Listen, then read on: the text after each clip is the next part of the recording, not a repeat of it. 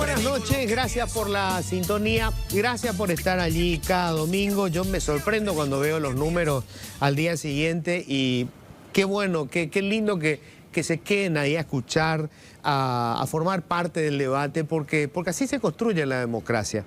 Hoy vamos a hablar de un tema que tiene que estar siempre como punto principal en cualquier agenda de cualquier administración de gobierno. Tiene que ver con el problema del empleo informal, que en realidad es el problema del empleo, porque la mayoría de los paraguayos y las paraguayas que trabajan están en el sector informal. Nosotros discutimos a veces el salario mínimo y resulta que el salario mínimo le afecta a una minoría de la gente que está trabajando. O ahora mismo están discutiendo el horario laboral cuando esa es una discusión que corresponde a un sector minoritario de la población. El grueso de la gente, y vos sabés porque vos formás parte de esto, llega con el Jesús en la boca a fin de mes, a ver cómo hace para alcanzar a cubrir sus gastos. Vamos a hablar de eso hoy. Antes, un comentario breve. Fue una semana distinta, fue una semana futbolera la que tuvimos. Yo no soy un gran fanático del fútbol, pero no puedo dejar de admirar el impacto positivo que tiene en el estado de ánimo de la gente. O sea, estamos con un ánimo interesante, positivo, optimista. Y no solamente por el resultado que puedan tener 11 jugadores en una cancha, como nos pasó obviamente en el partido con Bolivia, sino lo que pasó este fin de semana, que demostró que los paraguayos y las paraguayas, inclusive aquellos que están en función de gobierno o de administración y la ciudadanía, podemos hacer muy bien las cosas. Este torneo fue un torneo muy bien hecho, muy bien organizado, y los argentinos y brasileños que vinieron al país nos llenaron de elogios y eso nos hace bien. Es bueno saber que nosotros podemos hacer bien las cosas, que tenemos valores que forman parte del ethos paraguayo, que son muy importantes. O sea, esa actitud de solidaridad genuina, natural, que salió para ayudar a los hinchas que estaban ahí sofocados de calor, cuestiones que son demasiado importantes y que siguen formando parte del ADN paraguayo. Y hubo gente de la administración pública, hay que decirlo, que hizo muy bien su trabajo. O sea, tuvimos una muy buena organización de seguridad, no hubo prácticamente incidentes. ¿Qué nos dice eso? ¿Por qué quería destacar esto? Porque si no parece que solamente nosotros estamos enfocándonos en lo que está mal. Y no es así. Lo que pasa es que lo que está mal es lo que tenemos que resolverlo. Pero cuando tenemos experiencias colectivas como esta, nos ayudan a recordar que podemos solucionar los problemas, que no es cierto que esto siempre tiene que ser así, que estas cosas no las vamos a resolver porque forma parte de la cultura paraguaya. No es cierto. Este país puede cambiar radicalmente y en pocos años. Porque en todas partes, en todos los estratos sociales y en todos los sectores de la sociedad hay gente que quiere hacer bien las cosas. En el sector público hay gente que realmente quiere provocar cambios positivos. Hay técnicos que están haciendo un trabajo brillante. Incluso, mirá vos, hay políticos que quieren que las cosas se hagan bien. La cuestión es encontrarnos, identificar quiénes son esos. No nos engañemos, están todos los otros, están a los que les interesa más de que esto se vaya a resolver, están los que viven del problema, están los que necesitan seguir pescando en el río revuelto. Son muchos, probablemente la clase política son la mayoría, pero no son todos. Estas experiencias nos tienen que ayudar a descubrir quiénes son aquellos que intentan hacer bien las cosas y darnos cuenta de que con ellos y con una sociedad como la que tenemos, con valores intrínsecos como los que vimos, podemos resolver los problemas. Un Paraguay mejor es posible. Bienvenidos, esto es Políticamente Incorrecto. Siempre digo lo que pienso. Bueno, y ya les cuento, estamos con Mónica Recalde, ministra del Trabajo. Hola Mónica, ¿cómo estás? Muy buenas noches, Luis, ¿cómo estás? Un gusto estar de nuevo aquí. También un saludo a Gustavo, Sebastián y a toda la teleaudiencia. Bueno, estamos con Gustavo Jiménez, viceministro de Micro, Pequeñas y Medianas Empresas, MIPYMES. ¿Qué tal, Gustavo? ¿Cómo Muy estás? bien, Luis. Muchas gracias por la invitación. Aquí muy contento de poder compartir con ustedes esta noche. Bueno, y estamos con Sebastián Hacha, fue alguna vez legislador, es director de ProDesarrollo Paraguay. Hace años viene trabajando sobre lo que es el mercado informal en Paraguay. Hola, Seba, ¿cómo estás? ¿Qué tal, Luis? Buenas noches para vos, para la audiencia. Un gusto estar aquí con la señora ministra, con el señor viceministro, debatir este tema que es vital para el crecimiento y desarrollo de nuestra sociedad. Bueno, quiero justamente empezar para hacer un resumen rápido nomás, Sebas, y entender, cuando nosotros hablamos del mercado informal, la gente piensa a veces en la clandestinidad, piensa en el contrabandista. En realidad, el trabajador informal es el trabajador típico en Paraguay. O sea, Totalmente. La mayoría está en ese sector no formal y con las condiciones tan excepcionales o especiales que tiene la informalidad en Paraguay. La informalidad por subsistencia, que es la que encontramos y llamamos en ProDesarrollo con el equipo de Mentu, que fue el que nos ayuda en la parte técnica, es la constante en el Paraguay. Y cuando hablamos miro a la cámara porque quiero que la gente se imagine las personas que trabajan en oficios en sus casas, que probablemente antes de estar trabajando como fontaneros o antes de estar trabajando como albañiles, lo hicieron seguramente en una empresa, pero que quebró en la pandemia, porque la pandemia fue como un tsunami que arrastró al 69% de las empresas que no tenían RUC, que no pudieron anclarse en el IPS para aquella ayuda que dio el IPS a las personas que estaban con suspensión laboral. Estas personas que empezaron haciendo eso, hoy en día están haciendo de fontaneros, probablemente alguna hora los vuelva a contratar, vuelvan a trabajo la albañilería. Puede ser que de ahí el trabajo de la albañilería puedan conseguir un poco de capital y puedan hacer su propia empresa de reparaciones, pero es la esencialidad de ese trabajo por subsistencia, que es un trabajo de ocupación informal, es la vulnerabilidad a lo que se llama los shocks externos. La pandemia puede ser un tema, el cambio, la disparada del dólar puede ser otro tema, una enfermedad familiar, las historias que se acaban, las historias de emprendedores que se acaban por una enfermedad familiar, son no solamente desgarradoras como un testimonio, sino que son sintomáticas de la falta de una política pública y de una conciencia, porque aquí el tango se baila a dos, de un empleador o de un emprendedor, de que su emprendimiento, lo más importante es que tiene que estar anclado en un lugar seguro, y ese seguro es la legalidad. Después vamos a hablar seguramente por qué no llegamos a la legalidad, pero básicamente informales. Creo que en algún momento fuimos casi todos. No hay una línea demarcatoria demasiado clara. ¿Por qué? Porque en algún momento, y vino fulano a arreglarme y te dio una factura. No me dio, claro, si el tipo está sobreviviendo. Y vos no podés esperar que la persona que tiene factura pueda venir a trabajar contigo, porque seguramente el tipo está siendo contratado por una empresa grande. Entonces, tenemos que trabajar después, más adelante, con el INE, para ver cómo hacemos la pregunta sobre desempleo a futuro, ¿verdad? Porque esta gente es gente que viene laburando hace 25 años, pero si vos seguís la pregunta que le hacen, ¿estuviste empleado en los últimos 3 años? Te va a decir que no. Entonces vos le pones como desempleado y en realidad no estás desempleado. Estuvo ocupado. Pero tuvo un empleo formal. Correcto. Y esa gente, el 76% de los trabajadores ocasionales son informales.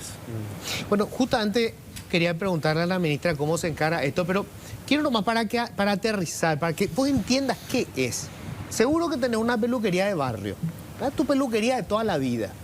Y te puedo asegurar que esa peluquera probablemente abrió una pequeña peluquería y trabajan con ella 2 o 3 personas.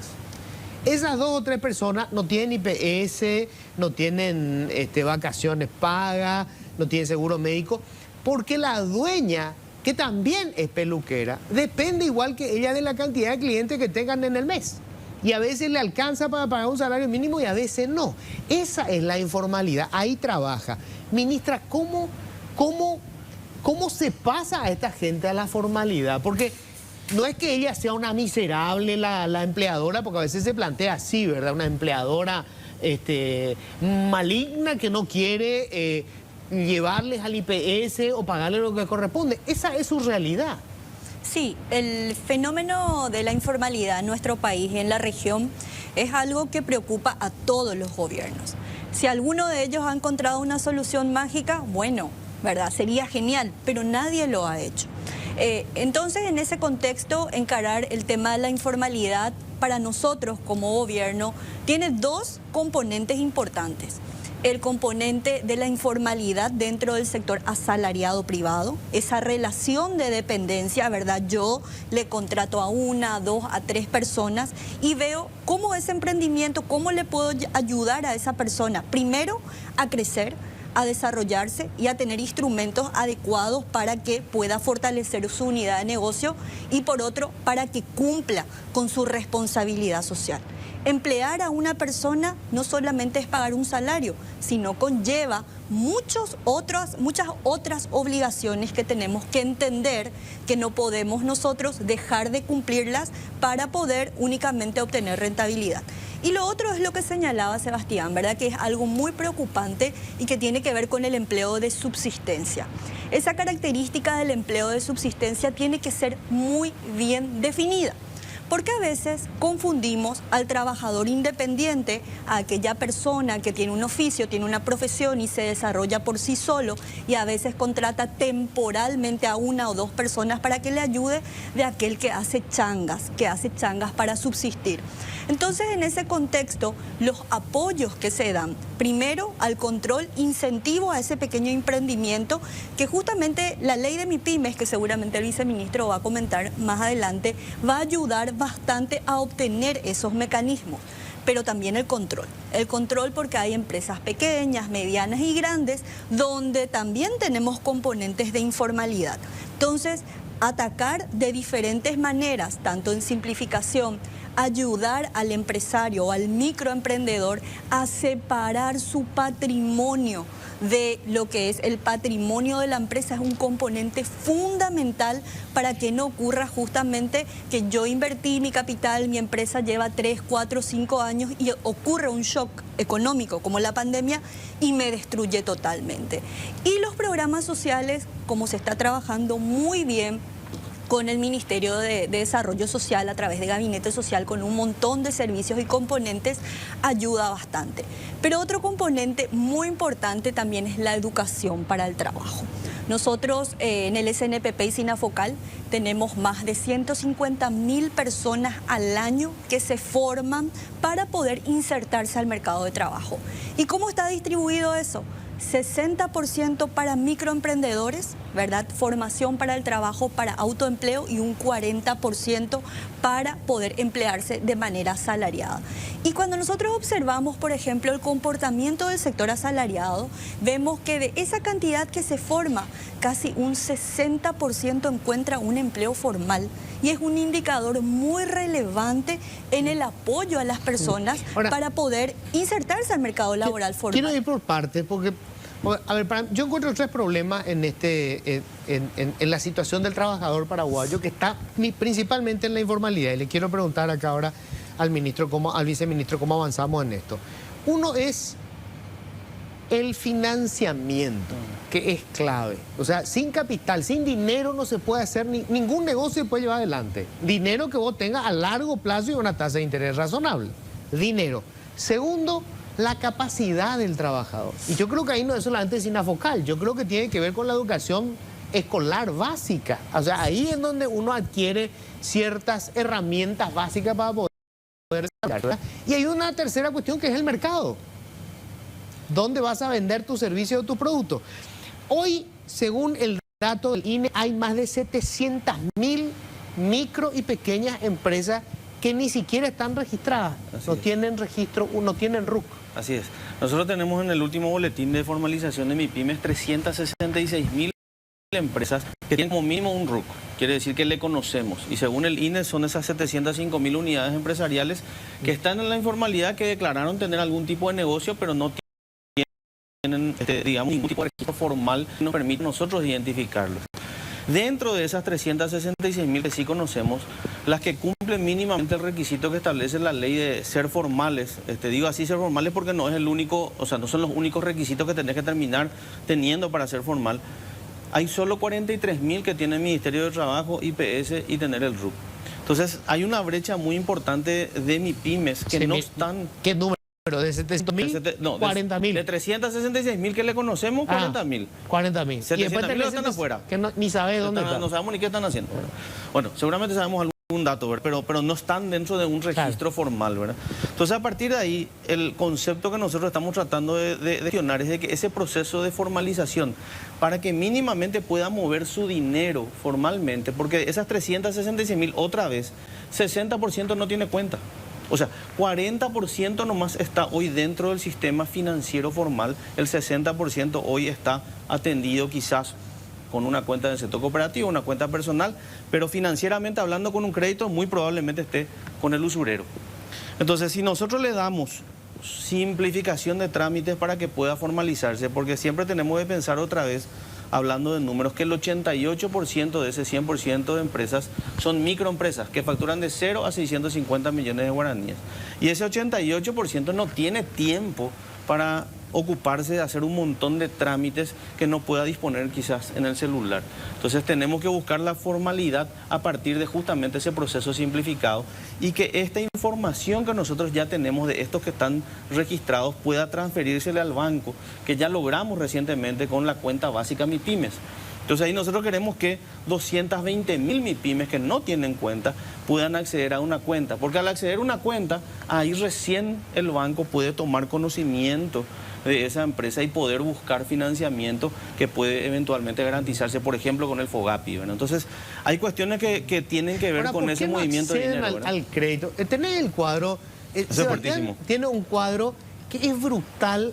¿Cómo se financian? Eso es fuertísimo. Los que están en el sector informal. Esto, a ver, a partir de lo que trabajamos en...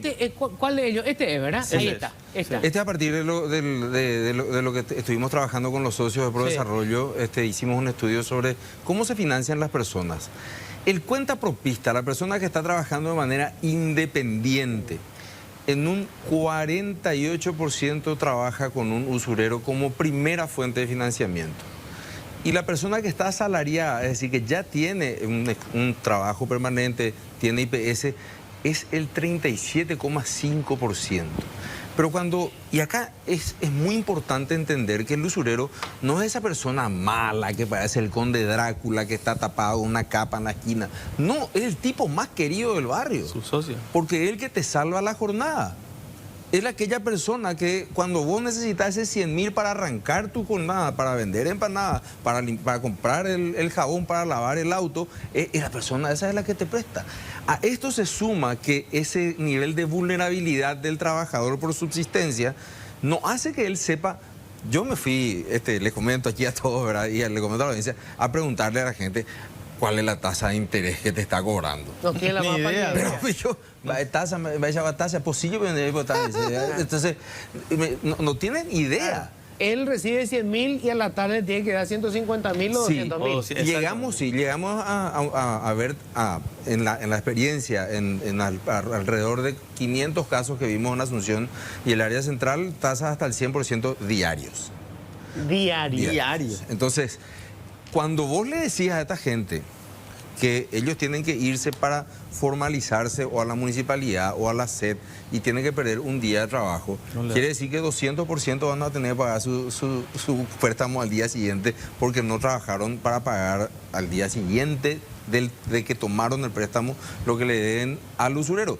¿Que cuánto es? Y con toda absoluta confianza te dicen, yo no sé, pero don Miguel el usurero sabe porque tiene en su libreta. Ahí se acabó. Lo más increíble de esto, porque hemos aprendido muchísimo de esto, es que nosotros creíamos que en realidad ellos no querían ser formales. Todos quieren ser formales. Todos quieren tener una billetera electrónica. Porque los problemas no nos podemos imaginar. Lo digo, yo no me podía imaginar. El problema no es solamente que tiene que pedirle plata al usurero. El problema es que cuando tiene su platita, tiene un hijo con adicciones y viene el hijo y le roba la plata.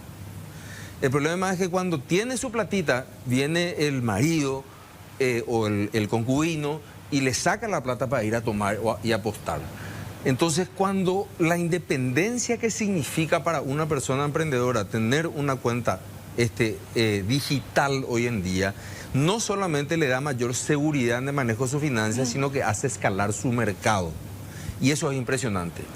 Porque esa persona está haciendo una torta marmolada riquísima, riquísima. Pero ¿qué te dice? Te dice, lo que pasa es que no le puedo vender a ese restaurante que tiene tantos años en Asunción y que ahora se mudó enfrente a la catedral, que queda a 5 cuadras nomás de mi barrio, porque la señora ya no paga en cheque ni en efectivo, solamente hace transferencias. Entonces, la oportunidad que le estás dando es que de su barrio, que es su mercado es su barrio, su vecino, vos estás pudiendo hacerle saltar a un mercado de todo el centro de la ciudad. Y eso es maravilloso, pero no lo podemos lograr porque faltan alinear unas cuantas cositas nomás. ¿Qué falta? ¿Qué falta, viceministro? ¿Por qué no? Porque yo no entiendo, por ejemplo, Banco de Fomento. El nombre es Fomento, pero se rige exactamente por la misma regla que la banca comercial. Que yo entiendo, la banca comercial no puede andar prestándole el dinero a nadie que no tenga garantía de que va a recuperar, porque el dinero no es suyo, es del ahorrista.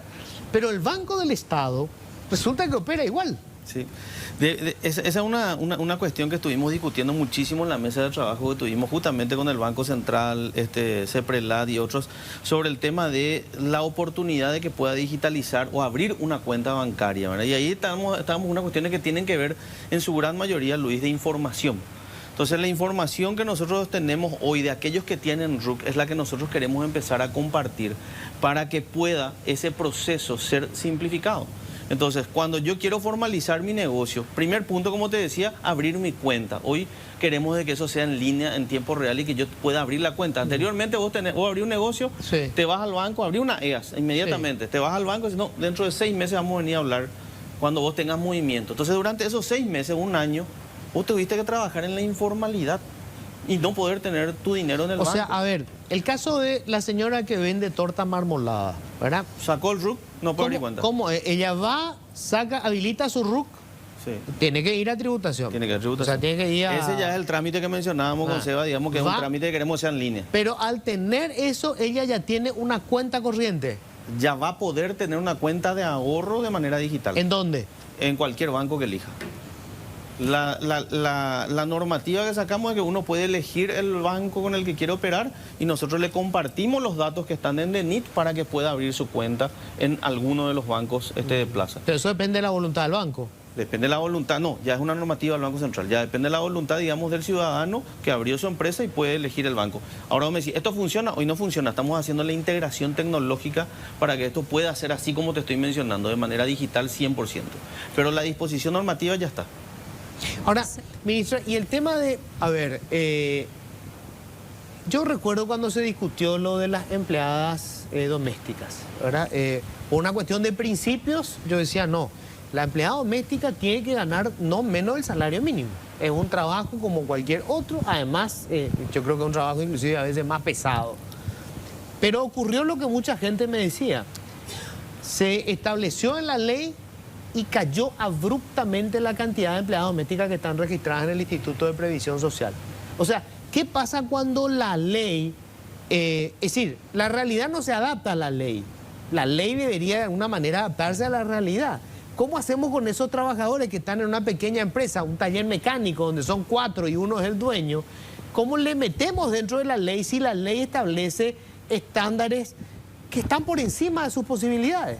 Sí, por eso siempre es importante al momento de legislar tener en cuenta qué está ocurriendo realmente dentro de los sectores. Y uno de los factores que siempre nos llama la atención, ¿verdad? Y que hemos trabajado mucho cuando se diseñan este tipo de leyes es la capacidad de pago.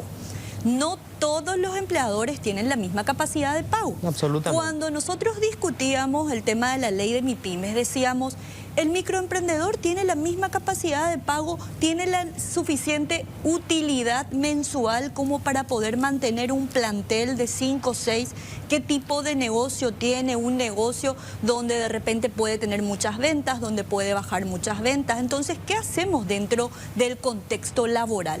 Y bueno, y ahí surgen los modelos de contratos laborales.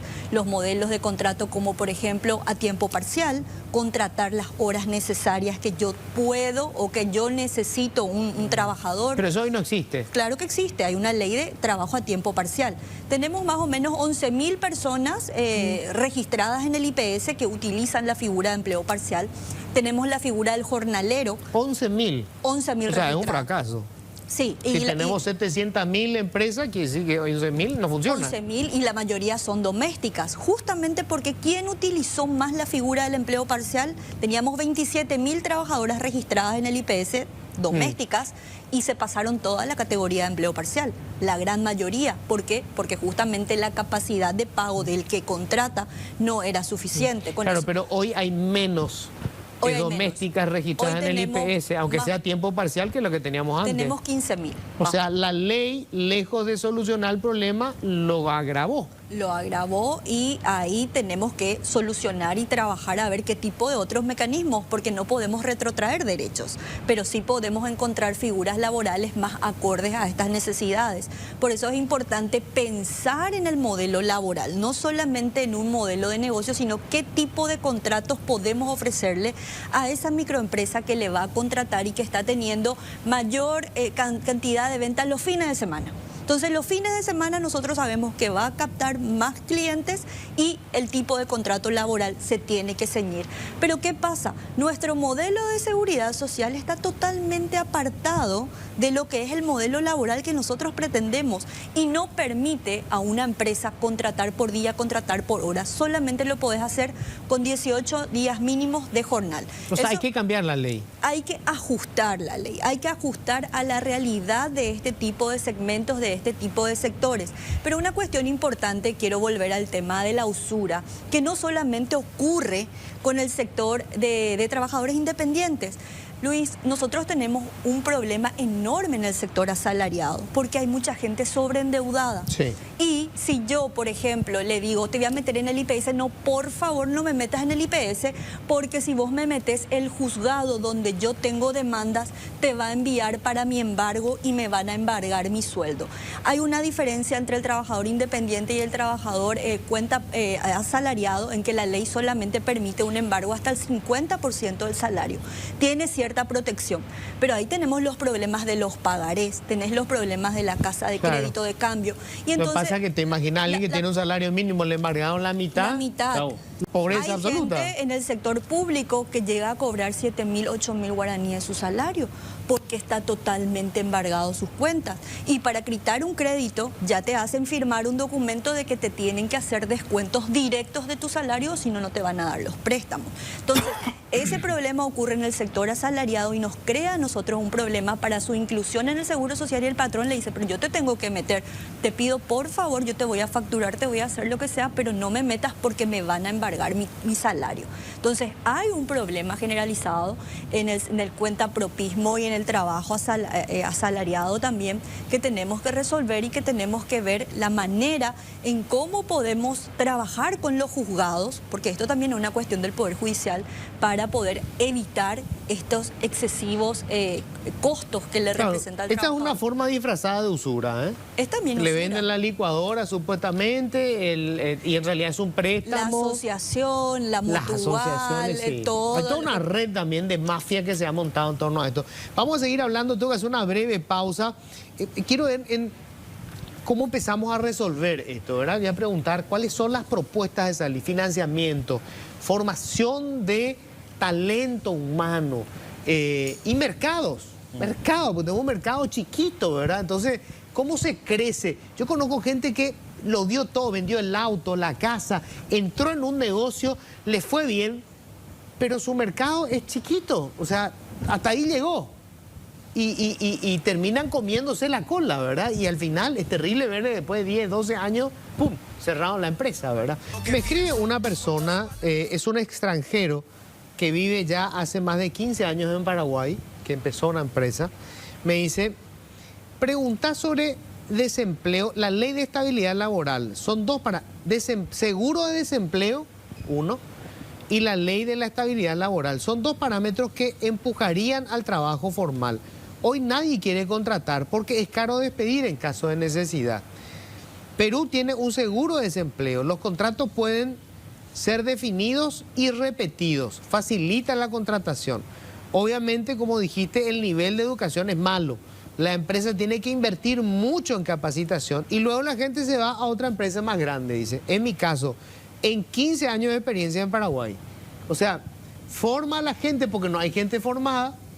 Es una pequeña empresa, está pagando lo que puede y una vez que tiene la formación suficiente, por supuesto le comen el personal o las empresas más grandes, ¿verdad?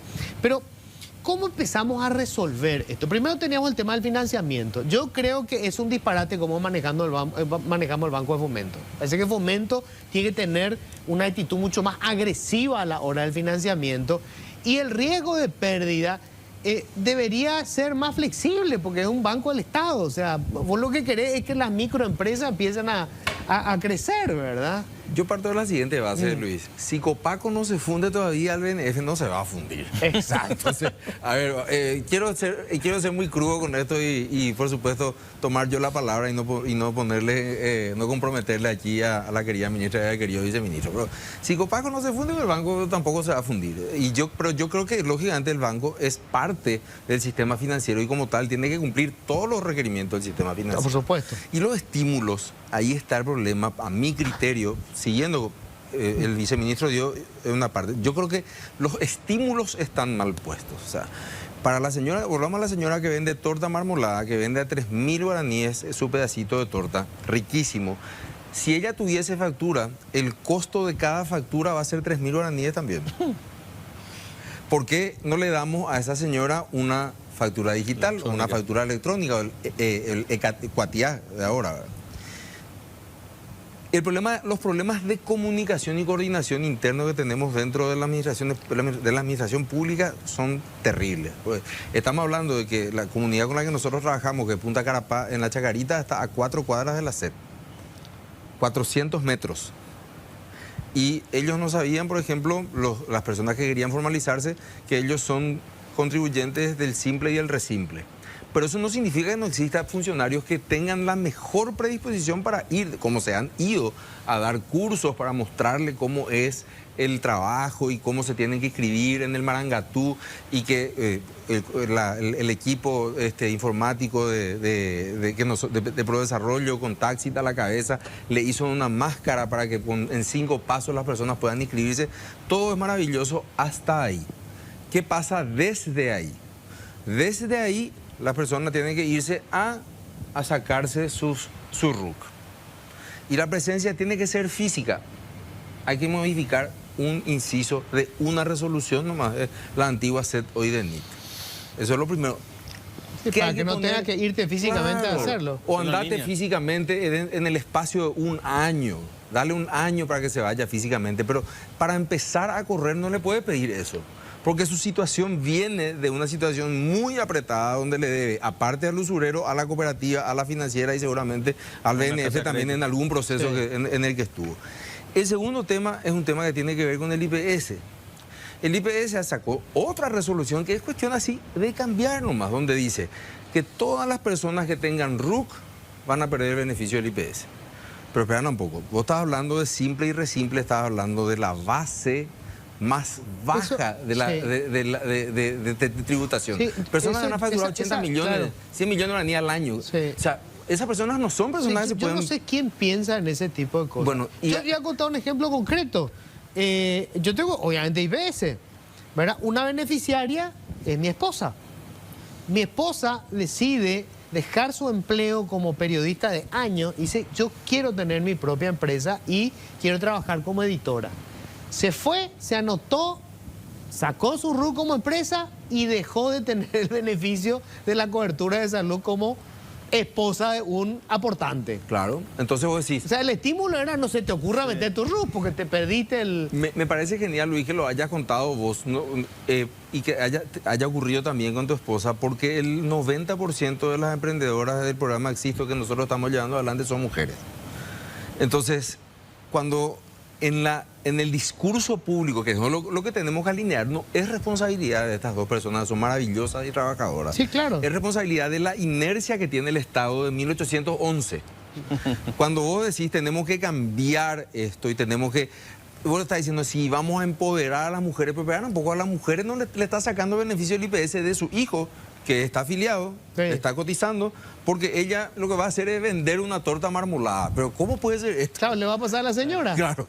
Entonces la señora, de hecho, cayeron de 124 a 66 finalmente los beneficiarios, porque mucha gente dijo, no, yo no quiero perder el beneficio del IPS. O sea, 2 resoluciones nomás son las que tenemos que cambiar.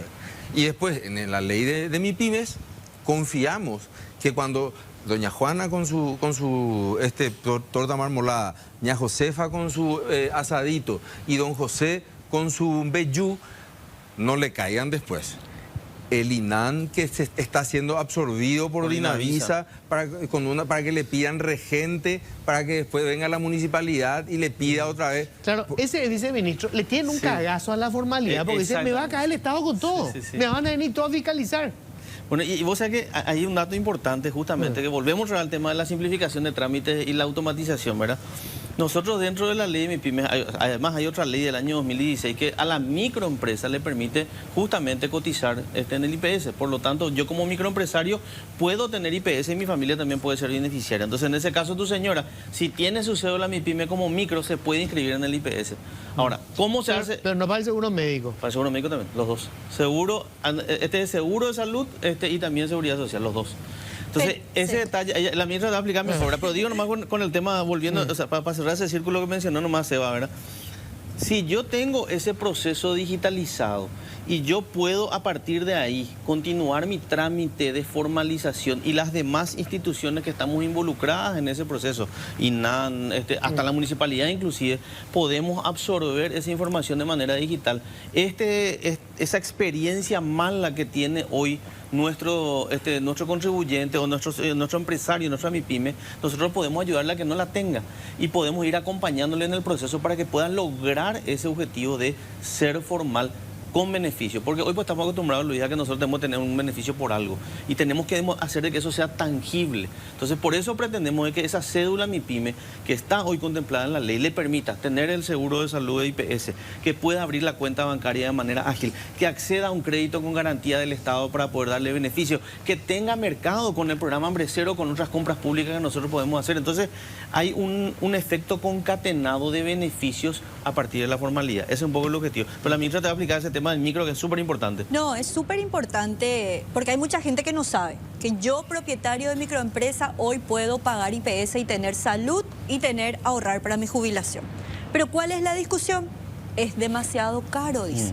Porque yo tengo que pagar igual el 25.5% de mi ingreso real o del salario mínimo como mínimo para poder obtener ese beneficio. Pero yo ahí voy a defender el modelo de IPS porque considero que el coste financiero que representa tener muchos beneficiarios debería de trabajarse en un modelo en el cual también represente un beneficio financiero para el IPS. Ahora bien, hoy nuestra ley no te permite a vos independiente tener salud. Vos sos empresario, abriste tu empresa, solamente podés cotizar para jubilación. Sí. Para jubilación, 800 personas nomás yo tengo en el IPS. Nadie quiere aportar para su jubilación, pero bien que cuando llega la edad se desesperan y dicen, ay, quiero, ¿de dónde voy a sacar para jubilarme? Entonces el modelo tiene que pensarse, primero, el costo de cuánto puede pagar un segmento, de qué servicios la previsional le puede prestar. Realmente un propietario de microempresa puede asumir, porque es considerado un trabajador también según la ley, todos los beneficios, el costo de sus empleados más el costo de sí mismo. Entonces tenemos que pensar, y con Gustavo, hace 10 años, Gustavo, que estamos pensando, ¿verdad?, en eso, pero es tan difícil poder estimar los costos de la salud. Y ahí tenemos un montón de gente que entra hay una por cuestión favor que también. es... Seguro de favor hay un montón. Claro, pero hay una cuestión que, digamos, es universal. El seguro social es compulsivo. Es obligatorio.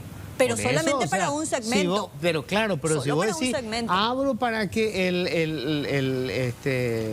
el empleador, si quiere, no. Es obligatorio. Tiene que. Sí, La sí. ley tiene que decir así, si no, Obliga. no lo va a hacer. Pero imagínate- Vos te das cuenta de que es necesario cuando te enfermaste o cuando te está por jubilar. Pero Luis, imagínate si yo le obligo al 100% de los independientes, ¿cómo le voy a perseguir a los independientes la obligatoriedad del seguro? No existe seguro voluntario. En todos los países está abierto y todos tienen que cotizar. Ganen 2 millones, 5 millones, $100, $50, pero su segmento o el pago, el importe del seguro social está vinculado con su ingreso real. Entonces, y la prestación también está vinculado con su ingreso real. Y esa es una discusión, porque hoy sabemos nosotros, no, demasiado caro. Yo 7 millones nomás luego es mi ingreso mensual, tengo que pagar con ese mi luz, mi agua, mi personal, tengo que vivir, tengo que comprar mi súper, ya no tengo más para pagar. Y fue una discusión, ¿es voluntario o es obligatorio? Y va a ser progresivamente, creo que hasta el 2028, 2028 es voluntario, después ya es obligatorio. Después ya es obligatorio. Hay un dato importante que también estamos en la mesa de discusión, no debería contar, pero yo creo que es importante para el debate, ¿verdad? Digamos, eso que mencionó la ministra, el hecho de que yo pueda ver justamente qué puedo pagar y no. En el momento, digamos, primigenio de ser yo emprendedor y como joven, no asumo la necesidad de tener que pagar también el tema de la jubilación, pero sí el tema del seguro de salud. Entonces, ya el IPS nos mencionó que están abiertos a que puedan eventualmente cobrar un porcentaje, por ejemplo, 10% del salario mínimo, para dar cobertura de salud y dejar afuera el tema de la de seguridad social, que pudiera ser una opción, ¿verdad?, que se está evaluando en este momento. Entonces, ¿qué es lo que queremos mostrar? Digamos, mostrar que el camino de la formalidad, y en este caso, el tema de que uno pueda cotizar, pueda ser Ventajoso, claro. Ventajoso, exactamente. Que sea Ahora, rentable, que sea un buen yo te negocio digo, ser estuve formal. recorriendo 15 departamentos con el tema de las ruedas de negocio para hambre cero y he hablado con mis pymes del interior y no hubo una sola, Luis, que no tenga interés en participar del IPS. Pero tenemos el tema del costo, ¿verdad? En la ley esta del 2016 habla que es un 23%, un poquitito menos, digamos, el 25%, pero igual es costoso porque si yo, ponete a pensar, de ese 88% que te dije que son microempresas que facturan de 0 a 6,50 millones de guaraníes, el 67%, vamos a redondear en 70%, facturan no más de 20 millones de guaraníes. Entonces, ponete a pensar si ese 20 millones, ¿cuánto puede tener tu margen? ¿Tener 15%, 20%?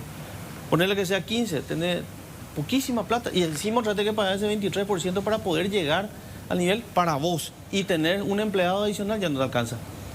Entonces, Claro, es claro. una cuestión de números, sí o sí, que tenemos que encontrar la forma o ayudarles a que sean más competitivos. Y ahí entra el tema de crédito números mercado, y ¿verdad? prestaciones. Es Claro, cierto, sí. Ahí quería preguntarle a Seba que de todos estos años siguiendo, ¿verdad? ¿Cómo se hace para generarle mercado a esas microempresas? Porque si vos tenés dónde vender, o sea, el negocio Correcto. está, ¿verdad? El tema es si vos no tenés dónde vender, o tu mercado es muy competitivo, o tenés el contrabando, o lo que fuere. La digitalización de la economía hoy ayuda muchísimo, porque puede, en un concepto, en una palabra que se utiliza mucho, la uberización de la economía hoy en día nos ayuda a tratar de entender que las grandes empresas, en vez de tener 10 grandes clientes que le paguen 10 millones de dólares, quieren tener 10 millones de clientes que le paguen 10 dólares. Entonces, ¿por qué se facilitó esto? Por la facilitación de la tecnología. Y allí es donde nosotros nuevamente tiene que haber un empujón por parte del Estado de desarrollar, por ejemplo, la agenda digital que tenemos, no sé, más de 100 millones de dólares, hace 7 años sin poder aplicarla, en donde todas estas instituciones tienen que estar interconectadas, en donde tenemos una discusión demasiado cortoplacista dentro del Congreso, a la cual muchas veces no le prestamos mucha atención. Yo le quiero pedir a producción si puede poner nada más que dónde hoy en día está el Congreso. Hoy en día en el Congreso se están debatiendo 2 proyectos de ley de pensión para adultos universales. Y ahí está la seccional, no importa que sea seccional, podría ser comité, podría ser cualquier cosa. Se pone a disposición de los adultos mayores para tramitar en forma gratuita la pensión universal otorgada por el gobierno nacional. ¿Qué es lo que vos le estás diciendo a la gente? ¿Para qué vas a tener IPS? Sí. Si después te van a conseguir los perros, Claro, los amigos aparte te van de a todo el conseguir cliente de la política, o sea, jubilación. no construir institución con Entonces, ¿qué pasa? Volvemos si nosotros vemos eso en la calle, y acabamos de comentar lo que tiene que hacer un cristiano común y corriente para obtener su negocio formal, en este país es más difícil pagar impuestos que conseguir un subsidio. Entonces estamos poniendo mal los estímulos. A la persona que se quiere simplificar le tiene que costar, se quiere formalizar, le tiene que costar 0. no todas las personas van a ser emprendedoras. Eso lo estábamos hablando la vez pasada con la ministra en una reunión. Las personas que no van a ser emprendedoras tienen que ser empleadas. Esas personas empleadas tienen que contribuir de una manera que estamos más o menos ya de acuerdo en que tiene que ser mucho más flexible al IPS, y el incentivo a la generación de empleo formal tiene que responder a una lógica que lo hemos dicho los cuatro aquí, pero no en forma concisa, y la persona que te escribió también, Luis, que es el empleo que tenemos que formar o que tenemos que generar es un empleo para personas de baja calificación. Es decir, los servicios que se tienen que dar, la mentoría que se tiene que hacer para que una persona pueda trabajar en un emprendimiento, tiene que ser para servicios que se necesiten de manera repetitiva y que le den una prolongación en el tiempo a esa persona. Que poder cambiarse de trabajo no sea un trauma para la persona que le formó, porque puede conseguir de otra empresa con la misma facilidad, sin los trámites, sin la burocracia que hoy en día cuentan. Claro, eso decía dos cosas, ¿no? Decía el seguro de desempleo y la facilidad para la contratación y descontratación. Porque, a ver, si yo tengo un pequeño emprendedor que de repente tiene un auge en su negocio por X coyuntura, por ejemplo ahora se realizó la Copa Sudamericana y de repente yo tengo un restaurante y voy a necesitar no 5, voy a necesitar 20 mozos. Entonces yo necesito ahora contratar 20 mozos, pero después se acabó el evento y yo voy a necesitar otra vez 5. Pero tengo un cagazo, si yo contrato en este momento 15, después no me puedo deshacer los 15. Tengo que pagarle alguna cosa. Podés, Luis, porque existe la figura del contrato a tiempo determinado. Existen los contratos temporales. Yo te contrato a vos por 15 días, te pago ese salario y después... Eso está en la ley. Está en el Código Ahora, Laboral. Pero tiene que tener dos partes de esto. O sea, por un lado, obviamente para el que contrata, pero también para el contratado, ¿verdad? Que, bueno, me contrataron ahora, pero se acabó esto y probablemente en 2 meses va a volver otra vez y me van a volver a contratar. En esos 2 meses, ¿qué hago? Lo que no tenemos nosotros es el colchón social. No tenemos ese seguro de desempleo. Y el seguro de desempleo... ¿Cómo sobrevivo mientras tanto? Podría en algún momento haberse planteado de aquel 2%, como decía un amigo, no hay nada más permanente que lo provisional, que hoy en día, con la ley que manda el Ejecutivo al Congreso, se convierte ya en aporte. Que 1% iba al CENEPA, el 1% al SNPP. Hoy en día se deja de ir, son 80 millones de dólares aproximadamente anualmente, que se convierten ya en un aporte para la jubilación.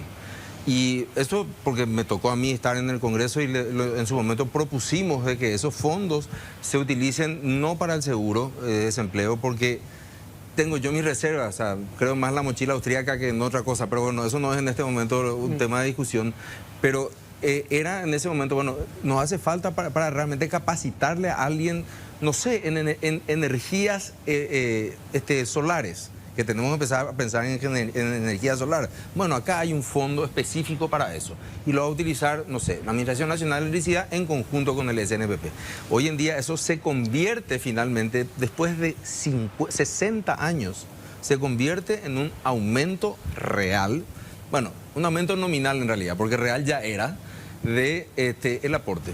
Pero igual hay que poner énfasis que es importante que el Estado haga inversiones en formación y capacitación. Absolutamente. Todos sabemos la necesidad, cómo salen hoy nuestros chicos al mercado de trabajo. A nosotros que tenemos una bolsa de empleo, ¿cuántas veces tenemos que intermediarle a un chico para que consiga un trabajo? Habilidades blandas, formación y capacitación, no solamente en capital. Y en el interior del país yo tengo otra realidad totalmente diferente. ¿Y cómo se conecta, ministra, con la educación terciaria? O sea, acá hay una cantidad, hay una legión de jóvenes y sus padres gastando una fortuna en universidades privadas, en carreras que no les van a servir para nada. Que hoy existe lo que se llama la huella digital, o sea, si vos no podés demostrar que hiciste el trabajo sobre determinada cosa, tus títulos te sirven de nada. Y yo no veo esa conexión. Hay una legión estudiando carrera y van a terminar trabajando en una hamburguesería vendiendo hamburguesas porque no van a conseguir empleo en eso. Pero es lo que ocurre actualmente. Nosotros tenemos abogados que están trabajando en otras cuestiones que no es justamente en la parte judicial o en asesorías jurídicas. Tenemos también estudiantes de ingeniería que están trabajando en otra cosa. Pero sí hay ciertas carreras que tenemos que impulsar y que tenemos que fortalecer. Por ejemplo, la FACEM, la Facultad de Ciencias Exactas de la UNA. Es una facultad donde egresan creo que 5 o 6 personas al año y hoy tenemos todo el tema de inteligencia artificial, de uso de datos, de uso de información que nosotros tenemos que proyectar. Nosotros estamos reforzando eso en el SNPP, pero también hablando del tema de los emprendedores, dijimos nosotros al comienzo, ok, vamos a formar para asalariados, porque hay gente que no va a ser emprendedora por más que quiera. Por más que yo apueste, ponga mi platita, no tengo esas habilidades y voy a ser asalariado. Pero hay otro segmento que no le queda opción más que ser emprendedor. Porque en el interior del país la realidad es que tenemos que apoyarle con cursos así de panadería, de confitería, de todo. Y que esa gente pueda integrarse a la cadena de valor. Ahora, muchas de esas habilidades tienen que aprender en la escuela.